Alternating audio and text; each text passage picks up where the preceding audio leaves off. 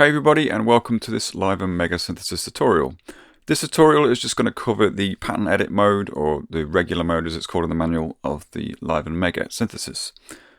Just a very quick recap, it is designed to recreate the sound of a famous 16-bit video games console that was first released in the late 80s and gained popularity in the 90s. So let's just have a very quick look at how it's laid out again. We've got a set of knobs which you can use to control your sound. You have one stopless encoder. Power supply goes in here. We've got a small screen sync in and out for connecting other devices like Volkers. We've got standard MIDI DIN sockets, line in and out with headphones here, and then we've got these rubber buttons can control different aspects to do with the tracks and the transport, etc. We've got a set of step buttons for entering steps into the set sequencer, which also have menus underneath, and then keys for playing notes, also with a set of menus underneath. And on the back of the device there is a battery compartment for 6 AA's. So I'm just going to connect to power supply and boot up. So with that connected, we can hold the power button for a second and it will boot up. And the first thing that will load is one of the patterns by Yuzo Koshiro, who was a very influential composer on this particular games console. So it's great to hear stuff coming out of this. So to hear that, all we need to do is press play. You'll notice the sound's coming out of the internal speaker. We can adjust the volume, obviously, with the volume control here on the end. If we plug headphones in, it's going to mute the speaker, but we can mute the speaker manually too, because we also have a line out. Connecting a jack into this socket won't mute the speaker. To do that, we hold the function button and press this key here. So as a convention on the Livens, holding the function button will shift us into whichever function is written below the buttons. So function, and this will mute the speaker, so now when we play, we won't hear anything. So I'll just connect a line cable to this and we can get a good quality recording for the rest of the tutorial. So as you can see, I've now got that connected, so the rest of the tutorial will be recorded from the line out socket. Another convention of the Livens is the knob latch feature. This is off by default, but we can turn it on if we want to use it to help us prevent overwriting things we've saved within the pattern.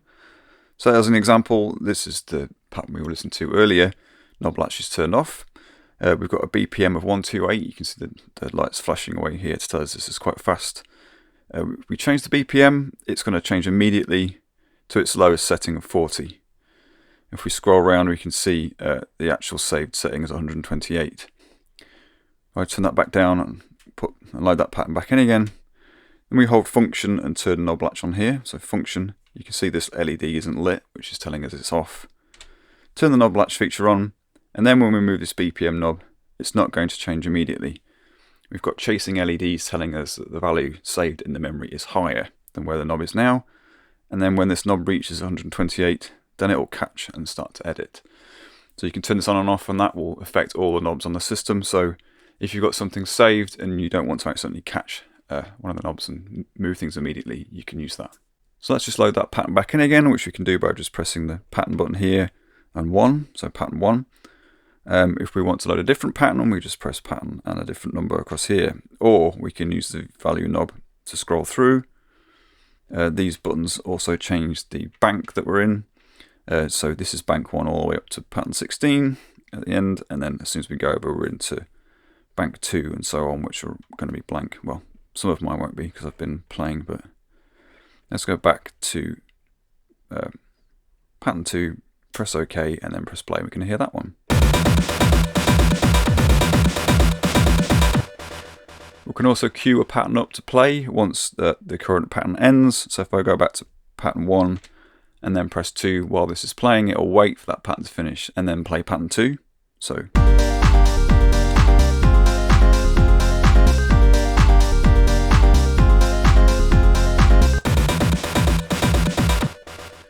not only that, but we can set up what's called a pattern chain, where we can play a loop of patterns all in a row. So if you press pattern button twice, it's going to turn orange, and then you can punch in a bunch of different patterns. And then as you press play, these will just play in a loop. There's a setting in the system menu too for turning off pattern chain looping. So once it reaches the end, it'll just stay there. Again, it's up to you which you prefer. So the 16 step buttons are going to show you the contents of the current page within the pattern. So that's what these buttons over here are for. So on this pattern number 6, Chinatown, this second track here is quite long. It's got 128 steps in it. So as we play through, we'll see that these change the different colours and different combinations to tell us where we are. So we can also select parts of the pattern in the same way. So here we've got this button pressed. These do 1 to 4. So 1, 2, double tapping this will take us to 3 and then 4. And then same again, if we press the page button, it's going to shift us.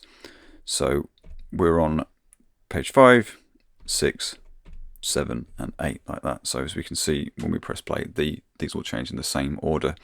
This is the same for selecting banks as well when we're loading patterns. But for now, let's just watch these as this pattern plays, and you can see how they change colour to tell us where we are.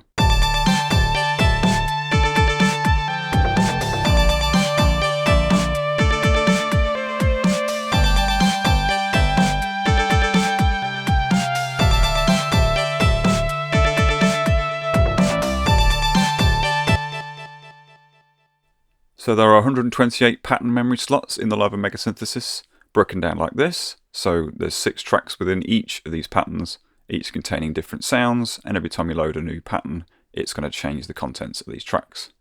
So when you load a pattern, what that's actually doing is loading lots of different information. So on each of the tracks, it's loading the notes and automation data. It's also loading all these settings here in the grey, so the bank, the sound settings, panning, volume, etc. And then also the legacy mode and all these different settings here per track. So each track will have its own notes. As you can see, as we're scrolling through, these LEDs are lighting up differently to tell you that different notes are on different tracks. And then alongside that, there's a few global settings like the effects type, general effects settings, the BPM, and that kind of thing. So there are 6 different tracks on the Liven MEGA Synthesis. Broadly speaking, the first 5 use synthesis to generate their audio, whereas track 6 uses samples. Samples are actually real audio recordings, whereas the others aren't. Tracks 1 to 3 use what's called FM synthesis, which is capable of a really wide variety of sounds, whereas tracks 4 and 5 use a much more basic method that's capable of quite harsh sounds. So let's have a look at those in a little bit more detail.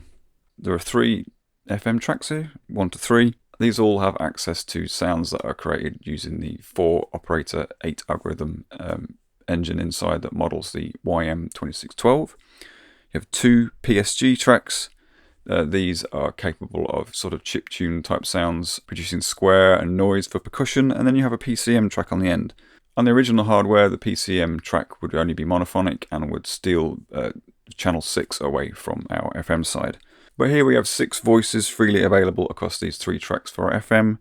We have 4 voices freely available across the 2 tracks for our PSG. Then on the PCM channel, there's 3 voices of polyphony when we're using it to play drums, and 1 voice of polyphony when we're using it to play a pitched instrument. As you'll have noticed, I've been selecting the 6 different track types using the track buttons, but we can also mute them from here too, with a combination of function and the different track buttons. So I'll just let this pattern play and I'll mute various things.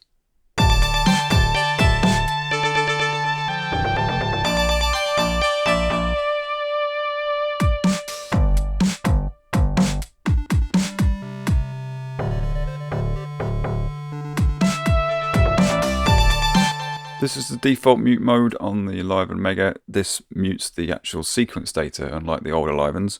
So if we were to mute track 3, we can still play it because it's only muted the pattern information. The older versions of the Liven had an audio mute. This is still available from the system menu if you prefer to change back. So let's start to take a look at how we can build something new. So we're going to load a new pattern here. So press pattern. I'm going to scroll through to bank 3 because I know I've not been using that. And we're just presented by 6 empty tracks. Now over on the FM side, we can select our sounds using the bank and sound knobs. So we've got 32 banks, some of which are empty. The first 2 are presets by user 0, and then they're named after what they've got in them. So bass, synth bass, guitar, piano, keys, brass, wind. We've got strings, pads, 2 types of synth, 2 types of lead, an ethnic selection, bells, percussion, drums, sound effects, SSG, which is a special type of envelope that the YM2612 has, an ambience, and then once we get past there, we're into empty banks. I'm just going to go straight back to the first bank. As you can see, within this bank, there's use those patches, so acoustic piano, I think that is, basses, and then as you can see, as we turn this sound knob, it changes selection. So if we were on a different bank, the bass bank, we get different sounds. So within each bank there's 16 sounds, so there's a lot to play with. An alternative method of loading sounds can be carried out using the value knob. So if we move this bank knob to get its setting to appear on the screen, we can then scroll through each of the banks notch by notch using the value knob, which can be a bit easier. And the same is true of the sound knob. So if we get its selection on the screen, the value knob will then scroll through them one by one, but it will keep going.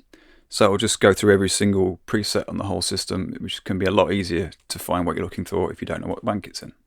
The first patch is this acoustic piano sound, which we can play polyphonically by default because of the voice mode. The attack and decay knobs are actually adjusters, so we can shorten or lengthen the attack with this from the center. So if we turn this up, this is going to make it fade in. If we turn it down, it's going to make it more percussive because it shortens that attack that's already there compared to that. These sometimes won't have effect. It depends on how the sound has been programmed. They actually scale any attack and release that's already within the patch. On the release side, 103 is the default. Any higher will make the release longer, and then as we go down from there, it's going to make that release shorter and shorter. And beyond a certain point, it's going to start changing the gate time, which is something we'll come to in a second. So at the moment we're in polyphonic mode, which is the voice mode here. So if we press function and mode, we're in poly. And we've got a mono mode, legato mode, and an arpeggiator mode. So I'm just going to go back to ARP so I can show you what that release and gate does. So if I play a chord, it's going to cycle round. And if I turn that to release time down, as the gate gets shorter and shorter, you should be able to hear shorter and shorter sections.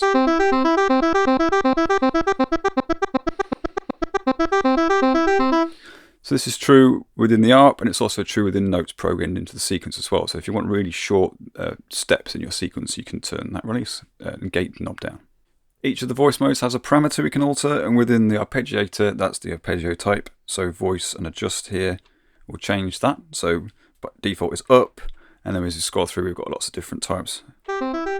So down, up and down, and then there's things like an extra octave and random. I'm going to go through them all, but there's lots of different arpeggio types. So while we're looking at voice modes, let's go back around to the mono one. So mono won't allow us to play chords, just one note at once. And within the adjust, we've got a glide setting. So if we turn this up, we can hear it'll start to glide between notes. Mono will re-trigger our envelopes every time, whereas if we go to legato, which is the next one along, you can hear that's fading away because it's not re-triggering, but we still have a glide amount here too. That's a separate one, which is really useful for things like basses. So let's stick with that piano sound and put a few notes into the sequence. So one of the easiest ways that you can add notes to a sequence is just to hold a step and press a key. So we can enter steps as we go along like this. And then when we press play, we get that in whichever rhythm we've programmed in. If we want to clear that, by the way, we can just hold clear and press the track button, and we'll be asked if we want to clear the notes. We press OK and they're gone. So some of the things we can do, we can alter the octave. So if we turn the octave knob up here, we're going to get progressively higher and higher notes. So if I was to program some things in here, like we did before, and then so we can go really low for the end notes here, but it's not going to change these ones. If we want to clear individual notes, we can just hold the clear button and press those steps and they will disappear. So as we go along, we can clear things like this too. Another setting that we can enter on individual notes is velocity. So velocity just sets how loud the sound is, or sometimes it can also change its tone. So if I were to program it in a chord here, and then another one in lesser velocity, it's going to play softer, and that is going to be remembered in our sequence. With the bits we recorded at lower velocities sounding quieter than the stuff we recorded with higher velocities. So let's jump into a bit of quick live recording with that piano sound, because there's something about tied notes I want to explain. On the Livens, you have the ability to switch on and off the capturing of held chords. So if I just quickly record a bit of this piano, you're just going to get a single step whilst tied notes are switched off. That's turn on and off here, function and tie. If I now turn that on and do the same thing, you're going to get a bit more of the expected behavior, which is a held chord. turning ties off is useful for percussive playing. So now let's record a pad sound down onto track 1. I'm going to change the bank selection here. So I'm just going to go for pad and stick with this default pad sound. I'm going to turn on the metronome. We can do that here. So function and metronome. Turn that on. By default though, the volume is going to be off. So we need to go to settings. Change that volume to 4 maybe. And then the next one along is a pre-count, which is going to count us in when we come to record. So we can have that on 4 as well. So that gives us 4 beats. But I also want to make this track longer. I want to make this 4 bars long. We can do that from the length setting here. So multiple taps of the length will take us up in steps 16. Each time we do that, we'll add another page. So I want to go for 64. We can also adjust this finitely with the value knob, so we can have however many steps in our sequence we want. So now I'm just going to hit record. I'm going to play those chords in.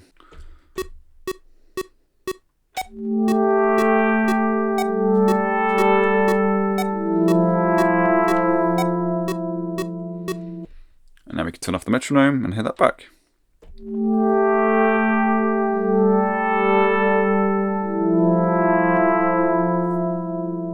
At this point, it'd be a good idea to save our pattern down. We can do that with function and the save that's under the pattern button. And we can select a different pattern here if we want to. So I'm going to go for the next one along just to make sure we've got something to fall back onto if we mess up.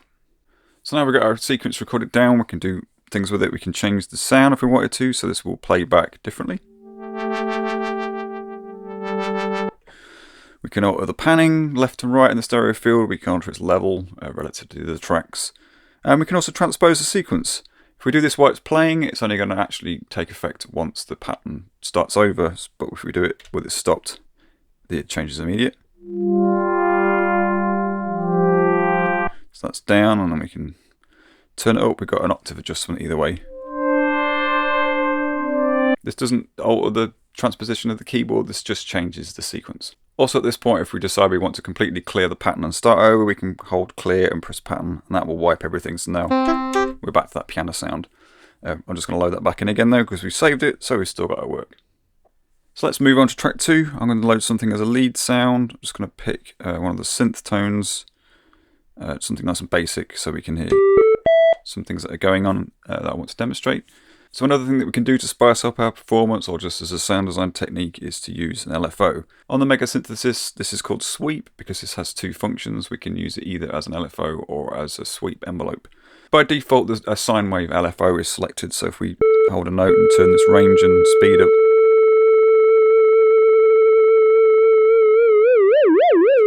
we're going to add LFO. We can change the shape from the sweep curve here. So as we go through, we've got different shapes. Triangle saw, reverse saw, we've got a random. And if we go past that, we start to get into the sweep envelopes. This changes the behavior of these controls. So down is faster and up is slower. If we set that to the middle, we can then set how far it sweeps in semitones. So off will do nothing, and as we go up, that sweeps up 5 semitones. We've got a range of 2 octaves either way. These are held in the sequence per note, so we can place these in the sequence, and then we can change these settings on these knobs, and that will be retained. So that brings us on to another way that we can enter things into the sequence, and that is in step record mode. If we press record, a step will start to flash, and any step that is selected we can then put a note into. It will hold, and then we can move on to a different step. So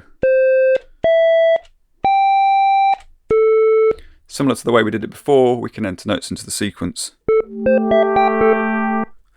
But the difference here is if we picked one of these notes again, we can take notes out of the sequence. So by replaying the same key that is held within a step, we can remove it. Also, we can enter held notes this way too. So if I switch this on and then press one of the steps, hold a key, and press another step, that's going to write a long note into our sequence.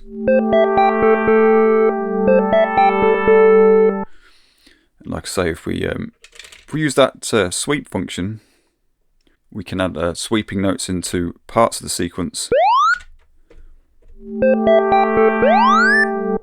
that aren't present anywhere else. So even when this is turned off, that sweep is still going to be there.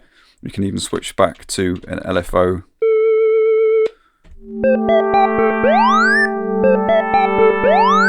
And have a combination of LFO and sweeping notes within the same sequence.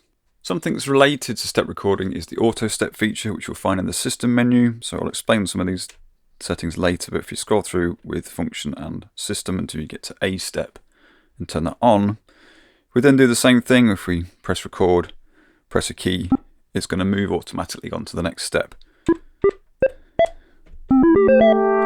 So that's a nice quick way if you want to enter a sequence one step at a time. While we're talking about the sweep envelope, in the sweep curve, we've got more than one shape for our sweep. So linear was the one I was demonstrating. Exponential and log have different curves, so different speeds of curve. So I've just entered some more steps into the sequence, which at the moment sounds like this. So there's another thing we can do with our sequence is we can change how long each of these steps is. We can speed up or slow down this track relative to the tempo and the other tracks.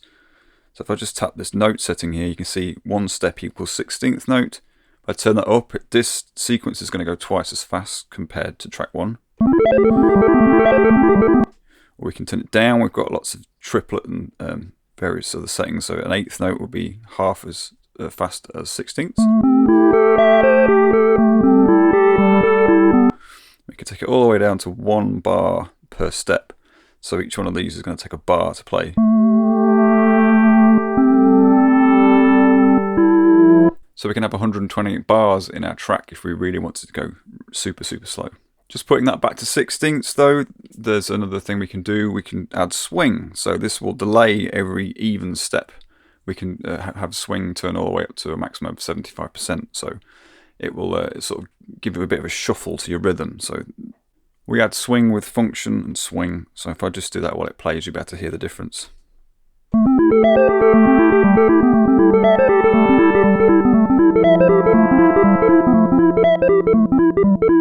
Which is useful for getting a bit of groove into your stuff.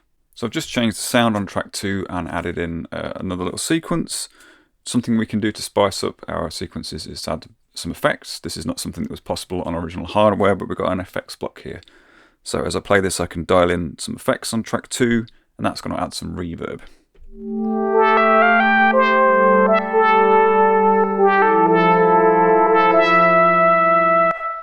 These two knobs are going to change parameters depending on which effects type you've got selected. We can change the effects type down here. So we've got a reverb, a bit crusher, distortion, compressor, 2 types of filter, an isolation filter, a remix effect, which is kind of stutter, send delay, and insert delay. The reason there's 2 different types of delay, send delay and the reverb are both send type effects. So if we use those, we're going to get a varying amount depending on how much this is turned up. Whereas all the other effects are insert types. That means they come in the middle of the signal.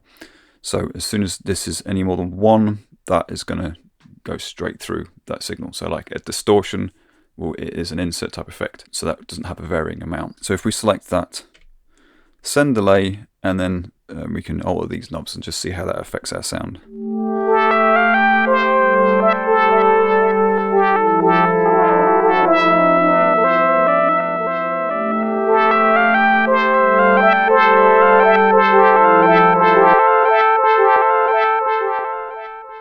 So in this case, on the delay, this is the length of the delay, and this is the amount and feedback. So moving on to track 3, we can record an FM bass patch here. So I've selected this bass patch in the bass bank. So there's another thing we can do to change the sound of our tracks. On the original YM2612, what's called the digital to analog converter was slightly faulty, and it gave it this sort of buzzy sound as our notes decayed to silence. By default, that's off. We've just got this sort of smoothing filter on. We can cycle through with the legacy mode here. Change this to ladder, and that's going to give us that slightly degraded sound. If you listen to the way that the audio decays, it's got this kind of slight crunch to it. In addition to ladder, we can have filtered ladder. So that's the sort of smoothing filter with the ladder sound. And then we can change it to off, which is going to give a much more modern tone with none of the distortion. So I'm just going to put ladder on, and then I'm going to record a bass alongside what we've already made.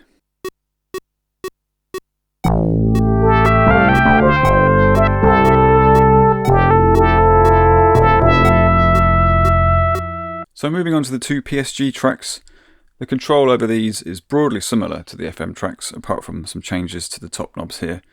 So we don't have any presets for these, so we just choose between different mixtures of square and noise with the bank knob. So we've got square, and then low noise to square, mid noise to square, high noise to square. Then we've got a pulse, and then the same thing, we've got low noise to pulse, mid and high noise to pulse, and then at the top we've just got noise, so low noise, mid noise and high noise, which are useful for percussion. So there's no scaling involved with the attack knob this time, it's just full scale. So 0 will be instant, and then the higher you turn this up, the slower it will fade in. You can actually hear the notches in the volume envelope as it turns up, because there's only ever 16 steps of volume available on the PSG. And the same is true of the release, although you do have the gate time, as we mentioned before in the FM. There are a few differences though, depending on which of these options you choose. So if you then go to one of the noise to square waveforms, the attack control changes how long it takes to fade from noise to square. So at the bottom, quite a long time, less in the middle, and then none at the top. And the same is true of pulse to noise. And then when we go on to the noise types at the top, our sound knob will change to a decay. The more this is turned down, the short that noise is going to be. That's really useful for percussion, whereas if it's on square or pulse, this becomes detune. So we can alter the tuning. The pulse waveform on the original chip was quite wonky and out of tune, and it had to be set up in very specific ways. So if you want to emulate a bit of that detune, you can use the sound knob in the PSG track.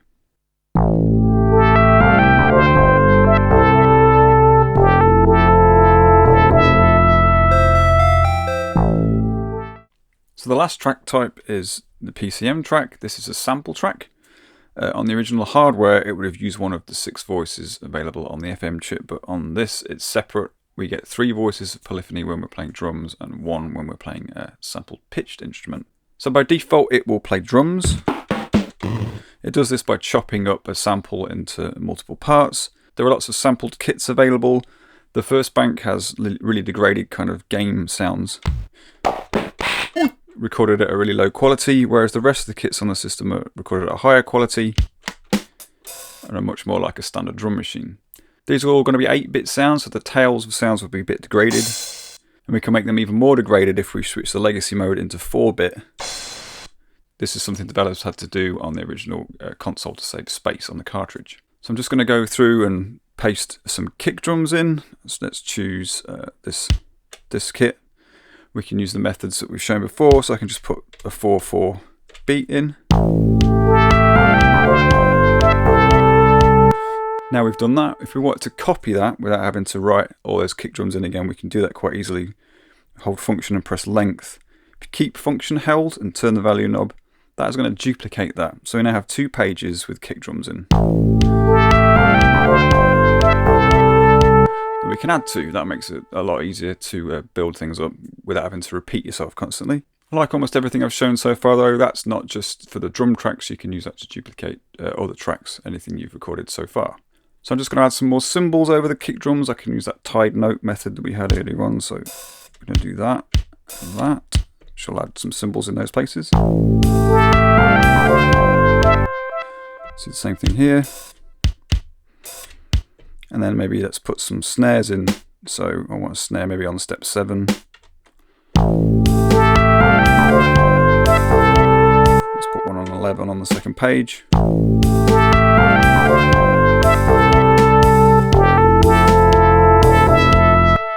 Maybe I don't like that one that's on 7 here, so I can just take that out using that method to erase notes.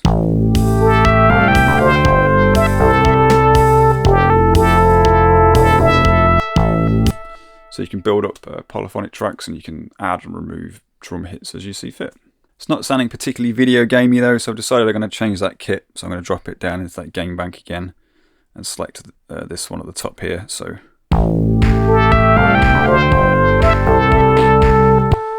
This is possible because most of the included kits have broadly the same layout, so it's quite easy just to swap kits at any time. So like I said, the default mode for PCM tracks is drum. What that's actually doing is taking a single sample and dividing it into equal parts. We do that by changing the voice adjust setting here.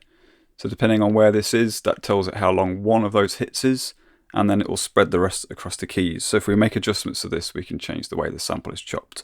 You don't necessarily need to fiddle around with that unless you want to record your own kits, in which case you need to record evenly spaced hits, and then you can use the voice adjust to divide that up. But as another mode to the PCM track, we can go into one-shot mode. And this just plays a sample up and down the keys, you know, pitching up and down like you would expect. So there's the evenly spaced hits I talked about. If we go up the keyboard, a sample is pitched up and therefore it plays quicker. There aren't any pitched instruments included in the sample bank, so what we can do is we can record something ourselves just to demonstrate how this works. So there's some sampling options that we can use. If we go to function record settings here, the first is our auto level. So this determines the volume threshold at which automatic recording starts. We can lower this, or we can turn it off completely and start manually. And the next one on is the sampling frequency. So this controls the quality. So the lower this number, the longer the sampling time is going to be, but the lower quality it will be. We've got 12, 24 and 48 kilohertz on this. So it's 2 seconds of 48 kilohertz recording per slot, 4 seconds of 24 kilohertz and 8 seconds of 12 kilohertz. So if I just select the middle one for now, and exit back out, and then I'm going to connect something to the line in, and then we can record it. So just off screen, I have the Sonicware ELZ1 Play connected up via this line in cable, so let's just move that out of the way. And what I'm going to do is I'm going to obviously make sure I'm in the PCM track. I'm going to select a bank near the end. From bank 5, all the samples are empty, and there's 16 slots on each, so you've got 32. You can overwrite all the other ones as well if you want, but these are already empty. So we've selected an empty sample, so there's nothing in there. I'm going to hold function and press the recording button. As you can see, it says sampling underneath. And that is going to enable us to monitor the input. So if we press a key on the external keyboard, we can see how loud this is. That's quite quiet, so I'm just going to turn this up a bit. So the higher these LEDs, the higher the volume level is. It will automatically normalize afterwards, but it's usually good to have a fairly loud signal coming in. Then I'm going to press record, and it will wait to hear some audio. Then I'll play a key. And that's not going to be sampled in, so we can play it back immediately just to test it. And then we've got our sample. So if we want to save that down, we just press OK and OK again, and it's saved into that slot. So within our pattern, we can now find that. We're still on that. We can add some release if you want to. And we can play that across the keys. We can use the adjustment setting in shot mode just to chop the start off. So if we found there's a bit of a gap at the beginning, we can cut the beginning of the sample off. So use that same sampling method if you want to make your own drum kits, but like I say, you have to make sure the hits are nice and evenly spaced. So let's have a look at the parameter locks. That's a system which we can automate the controls. So parameter locks is here. It should be green by default. That means it's on. There's 2 different methods we can use to input parameter locks. We can either record them in by hand, or we can put the information directly into the step really precisely. So let's just go back to our demo pattern that we were making earlier on. I'm just going to automate that lead sound pan so it moves around the stereo field from left to right. How we do that is we hold function and press the parameter lock button until it turns red. Then as we play, we can move this knob, and those settings will be remembered per step.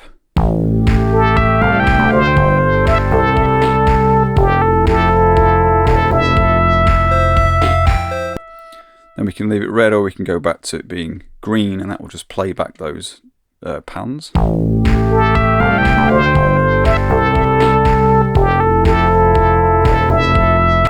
If we decide we don't like that, we can just clear the parameter locks by holding clear and pressing parameter lock, and that would be gone. So another way we can do it is we can hold steps and put that information in directly. So if I go onto page 2 of this lead and say I wanted these 4 steps to have more vibrato than the rest of it, we just hold them. We can dial in a little bit more.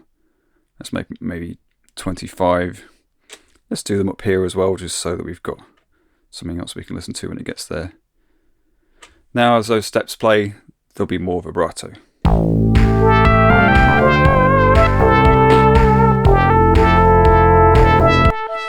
So you can do that with all these controls in the grey area, so we can change the vibrato and pan and level and the effects level and things as the sequence plays. So related to parameter locks is the sound locking feature. This is something we can do on all tracks, but I've got it just set up on the empty PSG track at the moment. I've muted everything else so we can hear what's going on. If we press the parameter lock button until it turns yellow, what that's going to do is going to automatically write knob settings into each step. So we can choose a sound and play that into the sequence, and then in another place in the sequence we can change that sound, so we can have more than one sound within one track. So I've got a pulse sound here, so I'm going to record that into the first half of this pattern.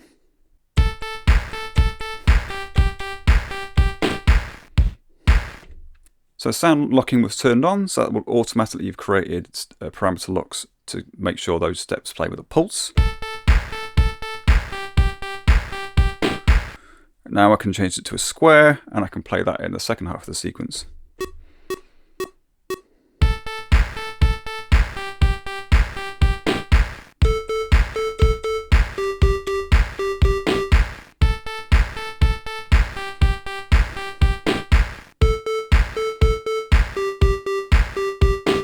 So this is something that works everywhere. So say you had some space in one of your FM tracks, or you just wanted to make the most of it and really tweak and get loads of different sounds coming out of the same track. That's something you can do. We can also set the trigger probability for steps. So I've just shortened that pattern back down to 16 steps again, just so we can hear it a bit easier. So at the moment, if we play, obviously all the notes are going to play every single time. But if we want to change that, we can do that by holding OK and pressing a step. And that puts us into a different mode, so none will appear on the screen at the moment, but if we turn the value knob down, we can change the likelihood that it's going to play. So let's change some of them to different percentages. So OK and a step, so let's change these first 3 to 50% so that I only play half the time, but everything else will play like normal.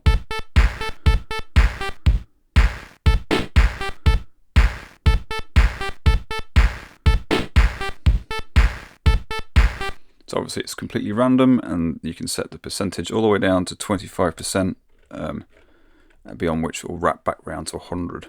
So if you want to reset that, you can just put them back to 100. And again, that's available anywhere on any track, so you can have probability set to drums or FM or PSG tracks. There's another way we can get some randomness into our sequence too, and that is with the random sequence mode. So if I choose a track, say track 2 on our demo pattern, which is the one that plays the melody, turn randomization on, and then select the step chunk that it's going to randomize with. So if I set this to 4, it's going to choose chunks of 4 steps and play those in a random order. This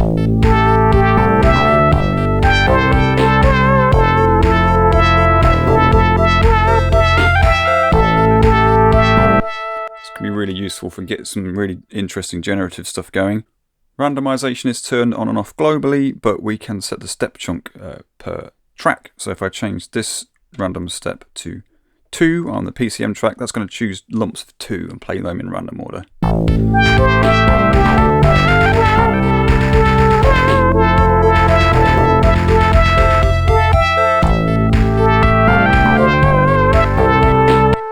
So I can prepare that in advance and just switch that randomization on and off, and that's going to do some really interesting stuff. If I reset that pattern now, and I can demonstrate the stutter mode. The stutter mode is much easier to understand. Again, in the PCM track would be a good place to show it. So turn stutter on. Then anytime if I hold a step or more than one step while this is playing, that's going to repeat that step or those steps.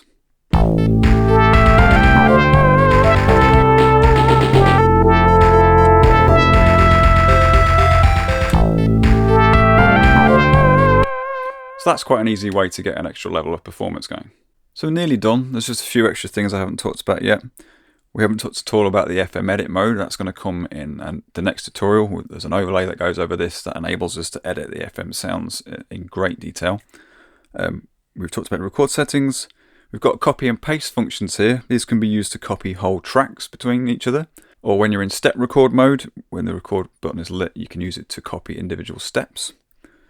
We can change the BPM mode here, so function of BPM. We can choose between the pattern, which is default, so the BPM is stored within the pattern and is recalled each time a new pattern is loaded. Or if we switch to global mode, that stored BPM in the pattern is going to be ignored, so we can pattern chain without having to worry about things speeding up or slowing down. We've got a clock setting here that enables us to sync other devices, so we can change the incoming clock source. You can have a clock coming out of the audio output. There's lots of different things in here. I'm not going to go through them all in detail. They're covered really well in the manual. The same with these MIDI channel settings here, so we can change the channel per track. We also have a channel for the pattern specific information, what's called the auto channel, which is we can connect a MIDI keyboard up. We can then play whichever track is selected without having to change the settings on the MIDI keyboard. And there are a few of the output from the keyboard out of the device. There's a program change channel, so that it's going to accept program change messages to change sounds on the fly. And then there's another MIDI menu here about transmitting and receiving different things like various commands and stuff that it's really complicated, so I won't go into it here. It's, like I say, it's detailed quite well in the manual. We have data menus here, so we can rename our samples. We can export a sample, import a single sample, rename the bank, export a bank, we can import a bank, and then the same thing on the pattern. So we can rename the pattern, we can export a pattern, and then it's ready to receive patterns at any time. You'd have to put it into a special mode for that. There's also a system menu here. So this is where we switch on and off the pattern chain looping that I mentioned at the start of the video. We've got the different mute modes between the sequence and the audio mode, which is referred to as sound here. The auto step that we talked about earlier on. We can alter the overall tuning of the device. We can change the battery type here, which is helpful if you're using rechargeables and it's telling you it's running out of battery quite quickly. That's probably because you haven't changed this. It's set to alkali by default, but I like to use nickel metal batteries. We've got an auto power setting here. I like to turn this off. This will power down the device when it's not been used after a certain amount of time. We've got a line-in settings here, so we can use the line-in not only for recording, but we can also run it through the effects. So we can change the gain of the line-in here and how much of the line-in goes into the effects section and whether that is switched to mono or stereo. We've got headphone gain here, so I like mine set on loud normally, but there's normal and soft, so that changes this volume relative to the main volume. And then we already talked about switching the speaker on and off. So that is everything in the pattern mode, which is quite a lot of stuff, but if you just build up gradually, learn the things you need to learn, you don't necessarily need to learn everything in this tutorial all in one go. So hopefully I've broken it down into simple steps for you. So like I say, there will be more videos. There will be a video about making sounds on this, probably more than one actually, because FM synthesis is quite a deep subject. So there's quite a lot to look at there. This is quite an easy device to demonstrate FM synthesis on because it's got lots of knobs, which often they don't. So yeah, thank you very much for watching this video, and please like and subscribe, and I really hope you enjoy the Liven MEGA, and I'll catch you in the future. Cheers.